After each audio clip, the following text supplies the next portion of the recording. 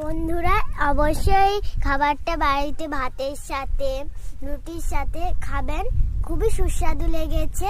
এই খাবারটা আপনারা বানিয়ে খাবেন। দেখুন বন্ধুরা কি সুন্দর হয়েছে, সুন্দর একটি সুগন্ধ বেরোচ্ছে। গন্ধ শুকেই তো মনে হচ্ছে যেন খাই। নমস্কার বন্ধুরা, অনিতার কিচেনে আপনাদের সবাইকে স্বাগত জানাই। আজকে আমি বাঁকুড়ার বিখ্যাত স্বাদের বাঁধাকপির তরকারি বানিয়ে আপনাদেরকে দেখাবো। এটি খেতে একদম অন্য ধরনের হয়, অন্য স্বাদের, এবং রান্না করাটাও অন্য প্রসেসিং। তো চলুন আমি এই বাড়ি থেকে একটি টাটকা দেখে বাঁধাকপি তুলে নেব। কত বাঁধাকপি হয়ে আছে দেখুন। দেখুন বন্ধুরা, এখানে অনেক বাঁধাকপি রয়েছে। তো কেউ ছোট, কেউ বড়, কেউ মাঝারি। তো এখান থেকে আমি একটা বড় সাইজের দেখে বাঁধাকপি তুলে নেব।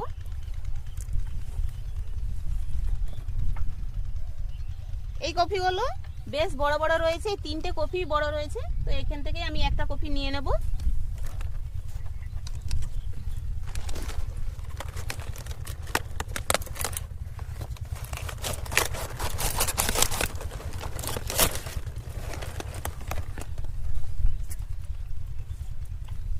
এই কপিটা দেখুন, এটা এখনো কতটা ছোট রয়েছে। এটা বড় হতে এখনো 15 দিন লাগবে। 15 দিন মতো, 15 দিন পরে এইরকম বড় হয়ে যাবে। এগুলো মাঝারি হয়ে গেছে। কতকগুলো ছোট রয়েছে, কতকগুলো বড় হয়ে গেছে, কতকগুলো আবার মাঝারি রয়েছে। এখনো কত ধরছে।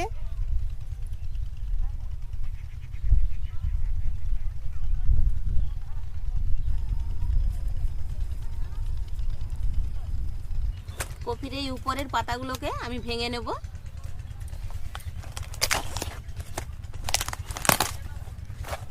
বন্ধুরা, পাতাগুলো কত বড় বড় দেখুন। একটা মানুষের এই পাতায় ভাত যদি খাওয়া হয়, একটা মানুষ খুব ভালোভাবেই ভাত খেয়ে নেবে। এবং পাতাগুলো পুরো হাতির কানের মতো দেখাচ্ছে দেখুন।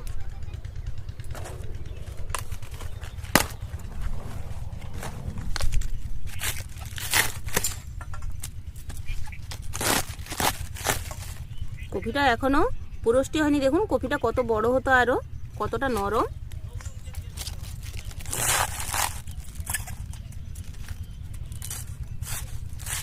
আমি একটু বড় বড় সাইজের করে কেটে নিচ্ছি এইভাবে।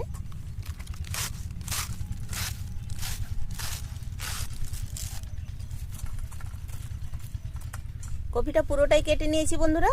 এক থালা হয়েছে দেখুন। এবার এর জন্য কিছুটা আলু লাগবে। রান্নাঘরের পাশেই আলু চাষ আছে, আলুর বাড়ি। তো কিছুটা আলু এখান থেকে নিয়ে নেব।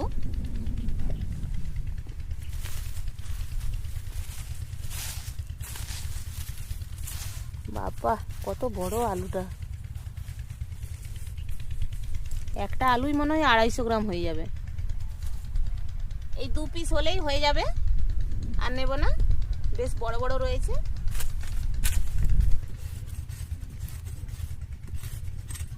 এবার কপির জন্য আলুগুলিকে আমি একটু বড় বড় সাইজ করে কেটে নেব।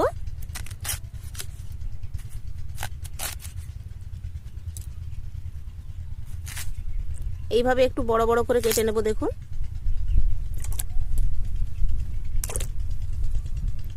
আমি 3-4 বার বাঁধাকপিটিকে ধুয়ে নিয়েছি বন্ধুরা। দেখুন এক ঝুড়ি হয়ে গেছে। এবার আমি উনুন ধরিয়ে নিয়েছি। কপিটিকে প্রথমে দিয়ে দেবো এর মধ্যে। এবার এই কপির মধ্যে আলুগুলোকেও দিয়ে দেব।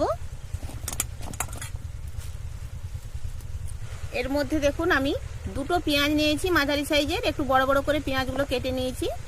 পেঁয়াজগুলো এর মধ্যে দিয়ে দেব। 2টো ছোট সাইজের টমেটো নিয়েছি, এর মধ্যে দিয়ে দিচ্ছি।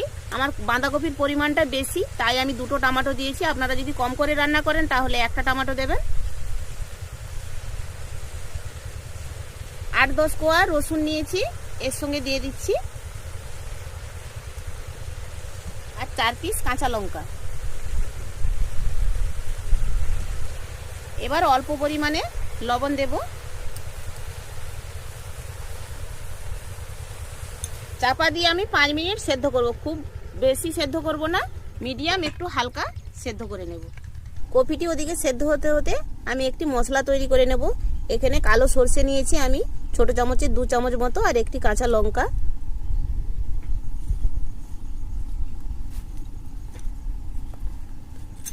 আর অল্প পরিমাণে লবণ দিচ্ছি।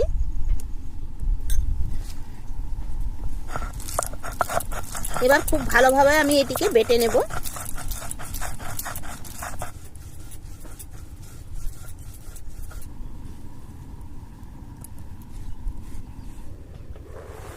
চার 5 মিনিট পর খুললাম, দেখুন কতটা কফিটা জড়ে গেছে।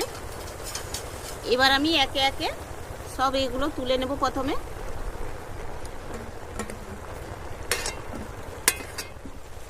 দেখুন বন্ধুরা, আমি সব কিছুই তুলে নিয়েছি। একটা যে পেঁয়াজ কুচি রয়ে গেছে, এগুলো থাকলে কোনো অসুবিধা হবে না। এইভাবে আমি আলু, টমেটো, রসুন, পেঁয়াজ, কাঁচা লঙ্কা সব কিছুই তুলে নিয়েছি।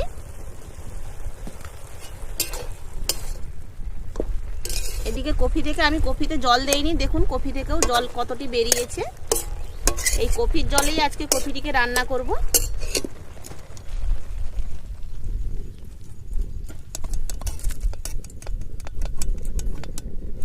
এবার আমি 3-4 চামচ মতো সরষের তেল দিচ্ছি।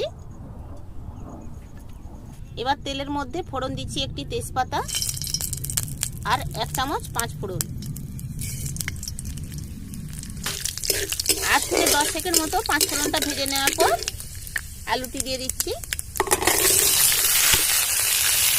আলুটি একটু এই তেলের মধ্যে 2-3 মিনিট মতো একটু ভেজে নেবো। ততক্ষণ আমি এই সেদ্ধ করে রাখা পেঁয়াজ, রসুন, টমেটো এগুলোকে একটু পেস্ট করে নেব। আপনারা মিশ্রিতও করে নিতে পারেন, আমি এখানে শিলনোড়াতেই করে নিচ্ছি।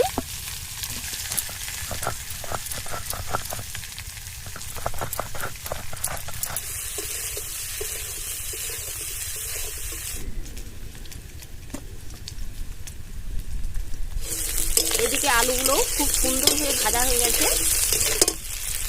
এবার এর মধ্যে আমি হলুদের গুঁড়ো দিচ্ছি পরিমাণ মতো, লঙ্কার গুঁড়ো 1/2 চামচ,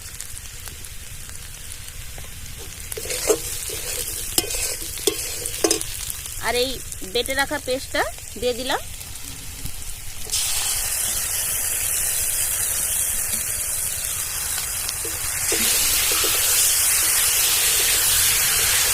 খুব ভালোভাবে একটু সময় নিয়ে একটু কষিয়ে নেব 2-3 মিনিট মতো। এইভাবে মশলাটি দিয়ে আমি 2-3 মিনিট মতো খুব ভালোভাবে কষিয়ে নিয়েছি। এবার এই যে কালো সরষে আর লঙ্কা বেটে রেখেছিলাম একটি কাঁচা লঙ্কা, এটি এর মধ্যে দিয়ে দেবো জল সমেত গুলে।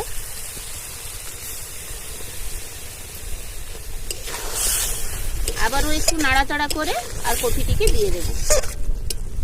এবার এই বাঁধাকপি আর বাঁধাকপি থেকে দেখুন সেদ্ধ জলটা এটা সমেত দিয়ে দেব। আবারও ঠিক এইভাবে নেড়ে চেড়ে 5 থেকে 7 মিনিট রান্না করে নেব। তখন কি এই কপির জলটাও মরে যাবে, মাখো মাখো হয়ে যাবে, খেতে খুব সুন্দর লাগবে। 4-5 মিনিট পর খুললাম, দেখুন কি সুন্দর হয়ে গেছে, কি সুন্দর একটি সুগন্ধ বেরোচ্ছে। এবার নামিয়ে নেব। আমাদের বাঁধাকপি তরকারি রেডি হয়ে গেছে। আপনারা একবার হলেও বাড়িতে এইভাবে বানিয়ে খাবেন বন্ধুরা, আমি কথা দিচ্ছি এটি খেতে খুবই সুস্বাদু লাগে। গরম গরম ভাতের সঙ্গে এইভাবে যদি গরম গরম বাঁধাকপির তরকারি হয় তাহলে জমে যাবে। এক তরকারি দিয়ে 1 থালা চেটে পুটে ভাত খেয়ে নেবেন, আর অন্য কিছু দরকার পড়বে না। আর রাত্রে রুটির সঙ্গেও খেতেও এটি খুবই সুন্দর লাগে। তো আজকের ভিডিও এখানেই শেষ করছি। ভিডিওটি কেমন লাগলো অবশ্যই জানাবেন। যদি ভালো লেগে থাকে অবশ্যই চ্যানেলটিকে আমার সাবস্ক্রাইব করবেন, পাশে থাকবেন।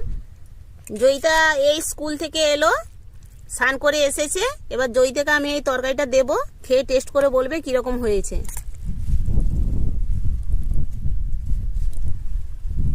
বাচ্চা ছেলে, বাচ্চা মেয়ের বাচ্চা চামচ নে, ধর ওই সাইডে ধর, গরম লাগবে নি। হ্যাঁ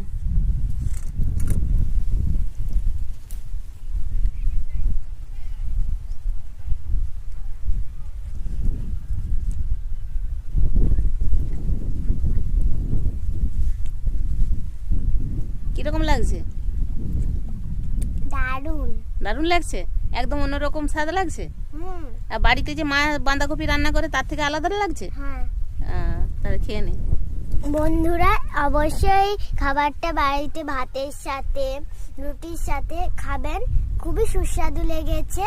এই খাবারটা আপনারা বাড়িতে বানিয়ে খাবেন। নমস্কার।